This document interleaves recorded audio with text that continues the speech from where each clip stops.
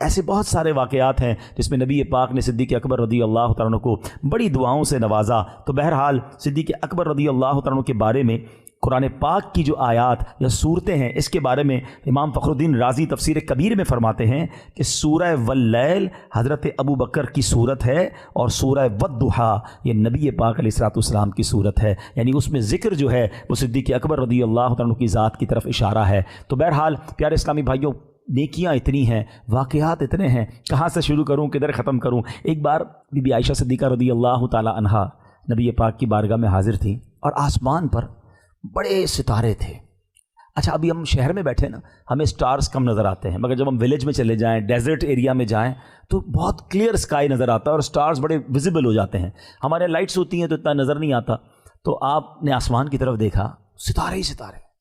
کہتی حضور کوئی ایسا بھی بندہ ہے دنیا میں جس کی اتنی نیکیاں ہوں جتنے آسمان کے ستارے ہیں؟ کتنے ستارے؟ ملیارڈ، تو اب تو سائنس بھی بتاتی ہے کہ گن ہی نہیں پائیں گے، اتنے ستارے ہیں۔ نبی پاک علیہ الصلوۃ والسلام فرماتے اے عائشہ، حضرت عمر وہ ہیں کہ جتنی آسمان پر ستارے ہیں اتنی ان کی نیکیاں ہیں۔ اچھا، بی بی عائشہ رضی اللہ تعالیٰ عنہ صاحبزادی کس کی ہیں؟ حضرت ابو بکر کی۔ کہتی حضور پھر میرے بابا جان کی نیکیاں کتنی ہیں؟ حضرت عمر کی اتنی نیکیاں جتنے آسمان پر ستارے۔ سنو نبی پاک نے کیا فرمایا، فرمایا اے عائشہ، ابو بکر کی غار ثور کی ایک نیکی عمر کی ساری نیکیوں سے بھاری ہے۔ اللہ اکبر، کیا کمال کی نیکی اللہ نے ان سے کروائی، کیا کمال کا وہ سفر تھا، ہجرت مدینہ۔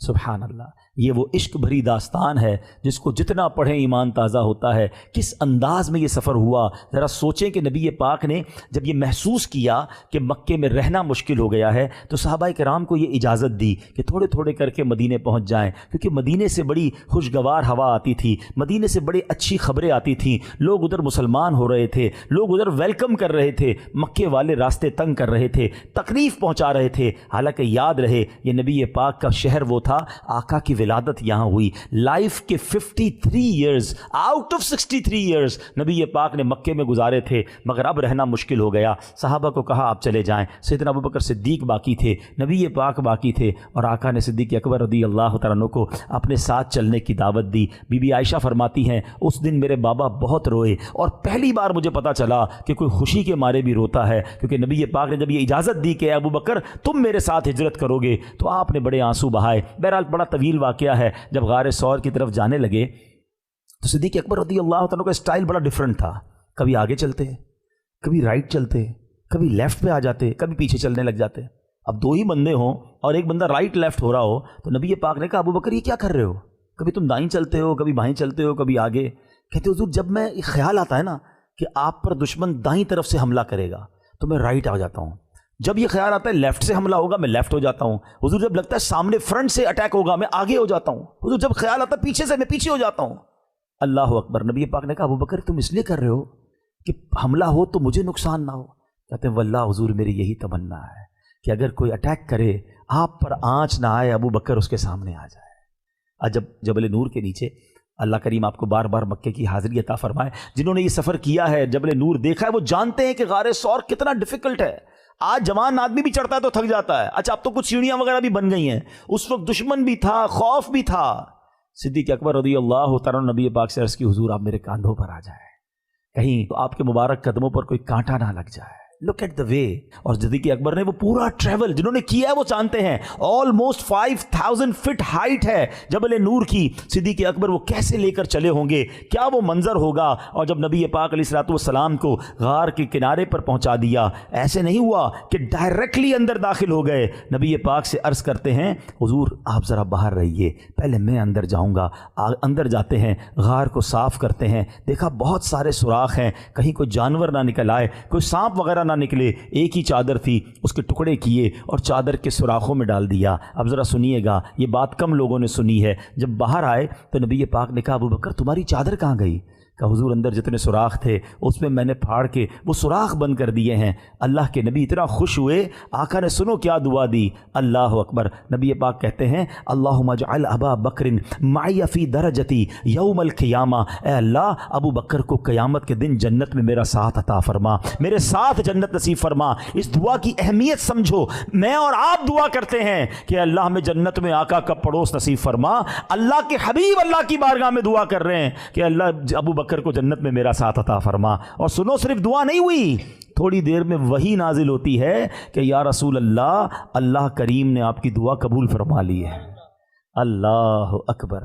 یہ ہیں صدیق اکبر رضی اللہ تعالیٰ عنہ۔ اور پھر وہ عظیم واقعہ ہوا کہ آپ کو سانپ نے ڈس لیا، ایک سوراخ پر پیر رکھ دیا تھا، نبی پاک گود میں آرام فرما رہے ہیں۔ کیا قسمت پائی صدیق اکبر نے، کیسا دیدار کیا ہوگا، کیسا نبی پاک کا قرب پایا ہوگا۔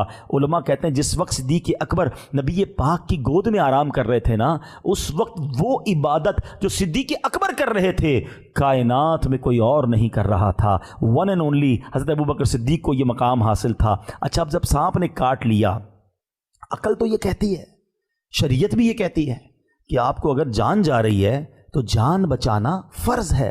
نبی پاک کو جگا دیتے، عرض کر دیتے کہ حضور تھوڑا سا آپ تشریف لے جائیں، تھوڑا کھڑے ہو جائیں، میرے پیر پہ چوٹ لگ گئی ہے، سانپ نے کاٹ لیا ہے، اور حضور سے دعا بھی کروا لیتے۔ مگر کہتے میرے عشق نے گوارا نہ کیا کہ محبوب کے آرام میں خلل ہو۔ شریعت کہتی ہے جان بچانا فرض ہے۔ یہاں بہت باریک ایک مسئلہ آج سمجھ لیجئے، ٹھیک ہے؟ فرض پر عمل کرنا یہ سب سے اول ہوتا ہے۔ فرض کے لیے بہت ساری چیزیں چھوڑنے کی اجازت ہے، فرض پہلے، اور فرض معاف نہیں ہوتا، فرض ضروری ہوتا ہے۔ اچھا، اسی طرح ایگزیکٹلی ایسے ملتا جلتا ہے کہ واقعہ کیا ہوا تھا کہ مقام صحبہ پر مولا علی کرم اللہ تعالی وجہ الکریم نبی پاک کے ساتھ تھے، نبی پاک گود میں آرام کر رہے تھے، آقا نے عصر پڑھ لی تھی، مولا علی نے عصر نہیں پڑھی تھی، اور اب سورج غروب ہونے لگا، نماز کا وقت جانے لگا۔ Try to understand the importance of نماز۔ نماز کے بارے میں یہاں تک بتایا جاتا ہے کہ کسی حالت میں معاف نہیں ہے، بیمار کو بھی معاف نہیں ہے، کھڑے ہو کے نہیں پڑھ سکتا، بیٹھ کے پڑھے، بیٹھ کے نہیں، لیٹ کے پڑھے، لیٹ کے نہیں، اشارے سے پڑھے، پڑھے ضرور۔ اب آپ کی گود میں نبی پاک اور نماز جاری ہے، عقل تو کہتی ہے کہ اٹھا دیں نماز، انہوں نے تو بتایا تھا نماز فرض ہے، کہتے نہیں، میرے عشق نے گوارا نہیں کیا کہ نبی پاک کے آرام میں خلل ہو۔ پھر کیا ہوا تھا؟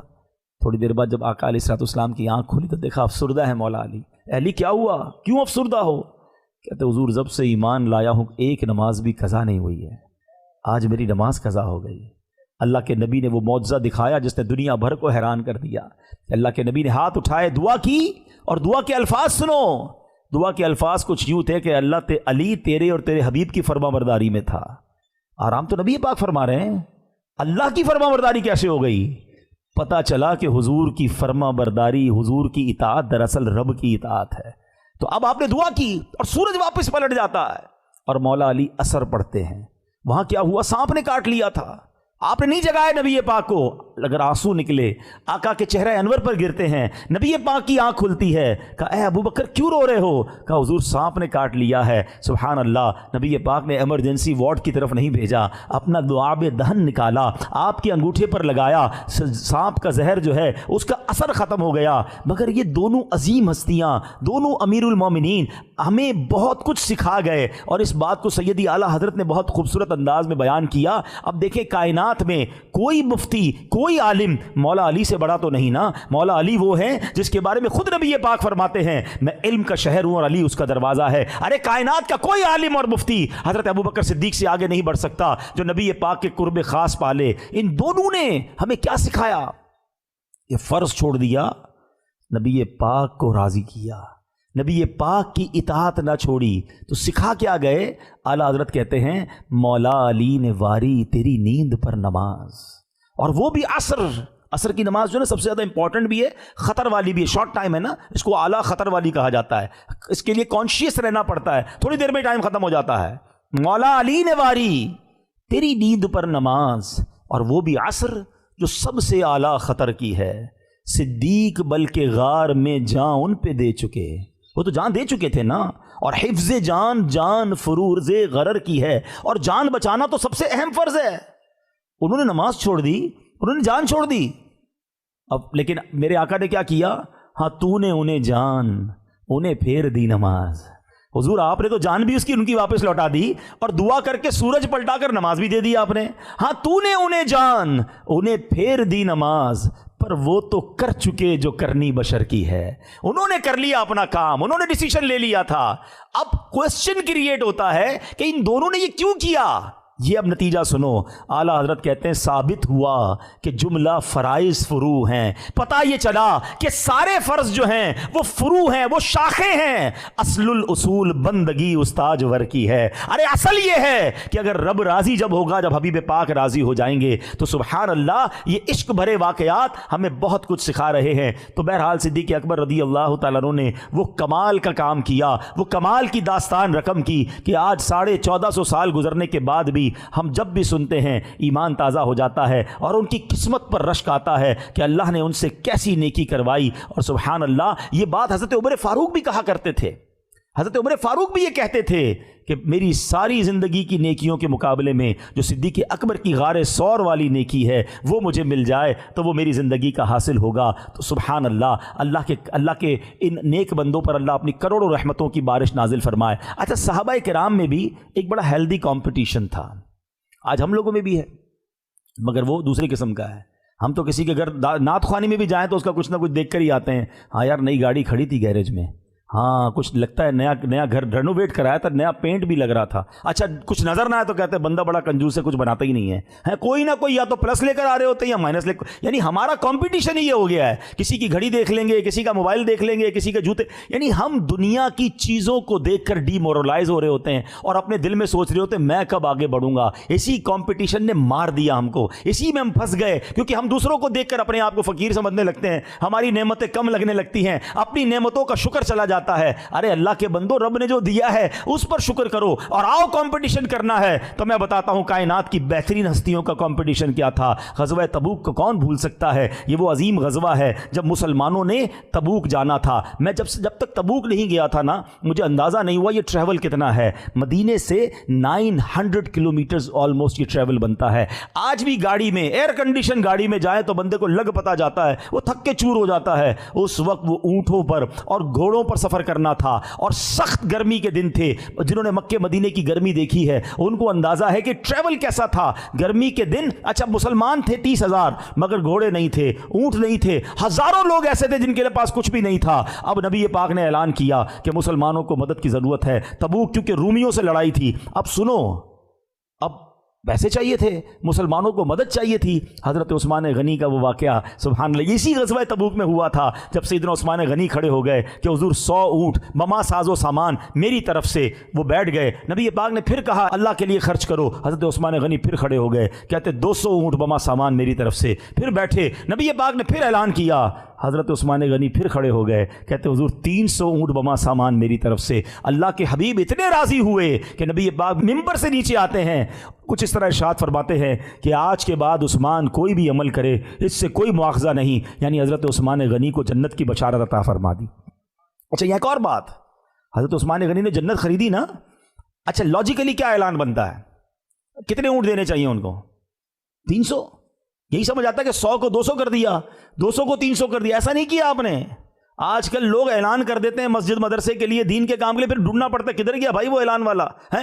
ऐलान भाई वो तो ऐलान ही था ना, वसूल करते रहो, सारा साल ही वसूल करना पड़ता है। हजरत उस्मान गनी को देखें कि उन्होंने क्या किया। उन्होंने 300 नहीं दिए, 300 में 200 ऊँट प्लस किए, कितने हुए? 500। 500 में 100 प्लस किए, कितने हुए? 600। 600 नहीं, 900 ऊँट दिए, बमा साजो सामान, मजीद घोड़े दिए, अशरफियां दी। इस कदर आपने माल लुटाया क्योंकि जरूरत बहुत थी। हजरत उमर कहते हैं कि मेरे पास भी थोड़े पैसे ज्यादा थे। मैंने कहा हर बार हजरत अबू बकर आगे बढ़ जाते हैं, इस बार मैं नेकी में आगे बढ़ूंगा। क्या करना है? पैसे थे, नेकियों में आगे बढ़ना है। हमारा प्लान क्या होता है यार, पैसे बड़े अरसे बाद हाथ लगे हैं, प्लॉट बिक गया, अब सारे अरमान पूरे करने हैं। अब जो अयाशियां, जो गुनाह अभी तक नहीं किए ना, मादअल्लाह लोग वो प्लान कर रहे होते क्योंकि यार मैं तो इंतजार में था पैसे हाथ में आए, अब पैसे हाथ लगे, अब सारे काम करने हैं।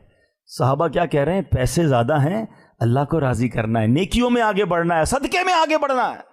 ये बहुत बड़ी हमारी भूल है प्यारे इस्लामी भाइयों। आप देखें जब बंदा गरीब होता है ना, और नॉर्मली तो शायद वो अल्लाह के करीब होता है, मगर जैसे जैसे रब अताएं बढ़ाता है, अक्सरियत वो है जो खताएं बढ़ाती है। बेवकूफ़ी है। होना क्या चाहिए? اللہ عطائیں بڑھائے تو ہم سجدے بڑھائیں، ہم شکر بڑھائیں، ہم اللہ کی بارگاہ میں اور جھک جائیں کہ مالک تو مجھ جیسے گناہگار کو دے رہا ہے۔ مگر عجیب لوگ ہیں کہ رب دیتا ہے اور اسی کو ناراض کرتے ہیں۔ بہرحال حضرت عمر فاروق پہنچ گئے نبی پاک کے پاس، کہتے حضور عمر کا صدقہ حاضر ہے۔ اے عمر کتنا لائے ہو؟